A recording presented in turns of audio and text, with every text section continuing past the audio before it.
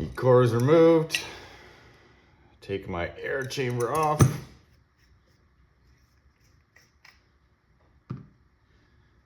$7mm socket.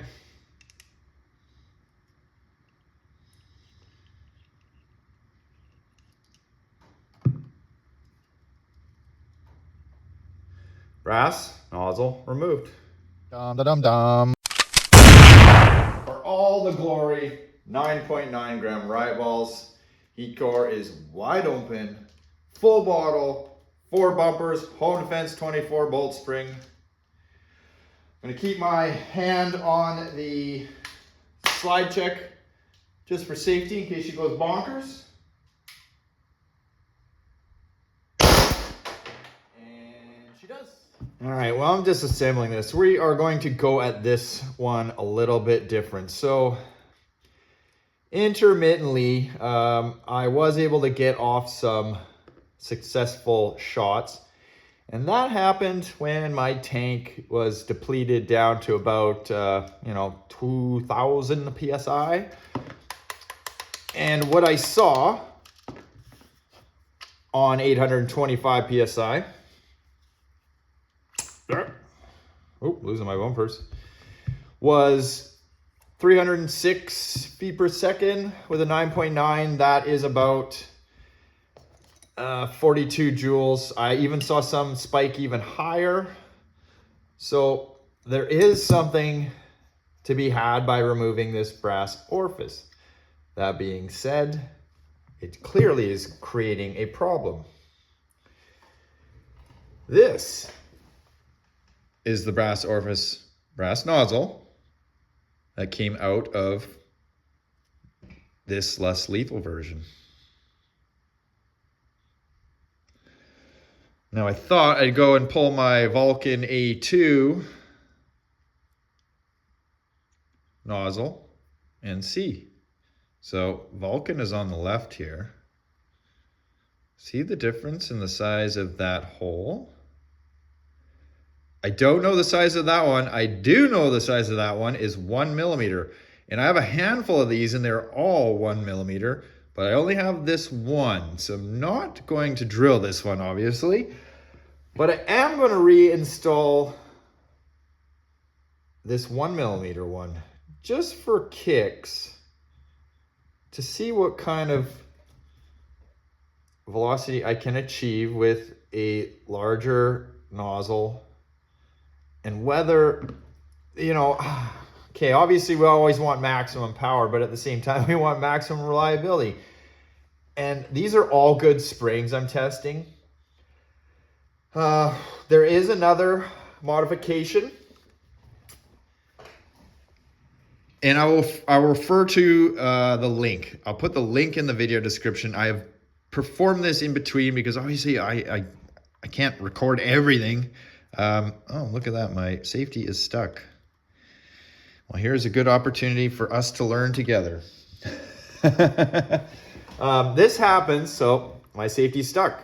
This happens because essentially the marker, it jammed. When it auto fires, I cut the air when the bolt was in front of the sear, and then I put it in safety, which is, that's what you should be doing with a firearm, but the M17 is just a little bit different. If the bolt is in front of the sear and you put your safety on, and then it just gets stuck because the tension of that bolt is pressing back. So this is an easy fix here. Then we'll get into the other stuff. What did I say? 2.5? No, it's a 3mm. No, it's a 2.5 millimeter. No, it's a 3mm. Oh boy. Take out this sling ring screw here and pull it right out. And we should hear it. Once you just rock this a little bit,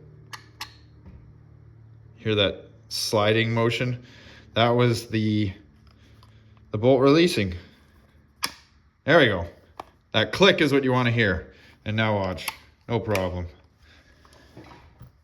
So just put this back in once that's happened and you are good to go. The ways to avoid that is just to de-gas and not put your safety on. I know it's kind of counterintuitive, but again, these aren't firearms, and the M17 just is a different animal altogether. Okay, back to the trigger. So, referring to the link that I'll put in the video description, I have installed a longer full auto stop in here. And you can see my selector switch is not wiggling. With the factory full auto stop in here, when you bottom it out and you squeeze the trigger, you'll see this, your selector still rock a little bit. And that rocking motion has been thought to lift up on the pins in here and unintentionally, you know, just tip your sear a little bit that it goes into Autofire. I have tested this in an auto-firing marker and it worked, but in this case, you can see I have tuned it out. So the screw fix did not fix it in this launcher. So that's why we are going down the route of trying something different. So larger brass nozzle is in here. And let's go see what it does. All right, so brass nozzle from a Valken A2 with a 1mm sized port. Previously these 9.9 grams, looking for my chrono. They shot 264 to 268 with 825 PSI.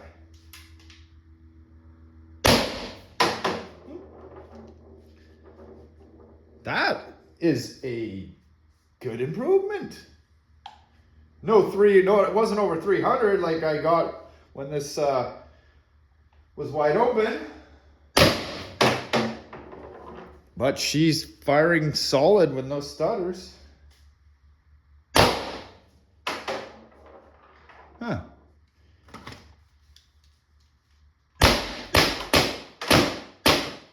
Hey. Still came back. Get in there. Now you're asking yourself, what'll the paintball spring do with that larger port in there? And how big can I make that port until I get back into the Autofire state? So let's find those things out right now. First things first, paintball spring is installed. The Valken A2 brass nozzle is in there. It should be noted, the Milsig G3 paintball nozzle might be the same as this.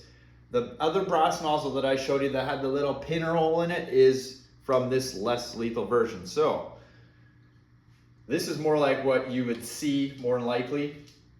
Paintball spring, paintball brass nozzle. 825 PSI, 9.9 gram rye balls. 280 was the best. Oh, it auto fired.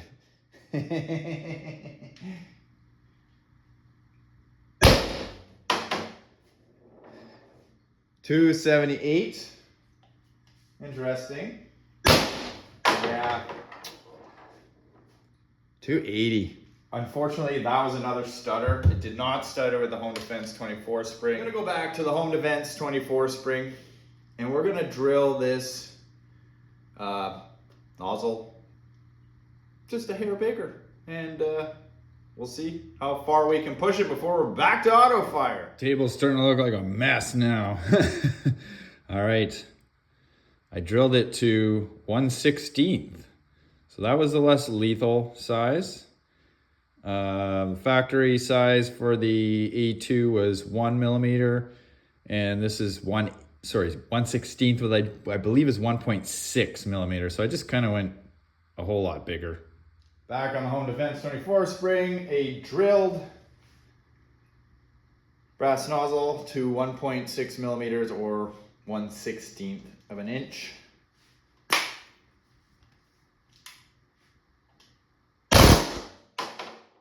Crap.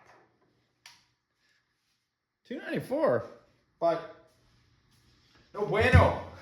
I went too big. You know what? I'm running out of time here today, guys.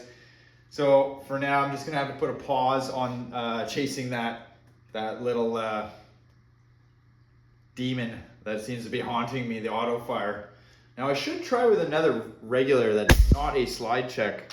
I know there was one other fellow in particular that was having issues with a slide check regulator and his M17 auto firing, but not on just a regular old, you know, a ninja regulator. So I'm gonna toss in, I'm just gonna toss back a Valken A2 nozzle in here for now, and I gotta work tomorrow. Yeah, Sunday. Wonderful, wonderful.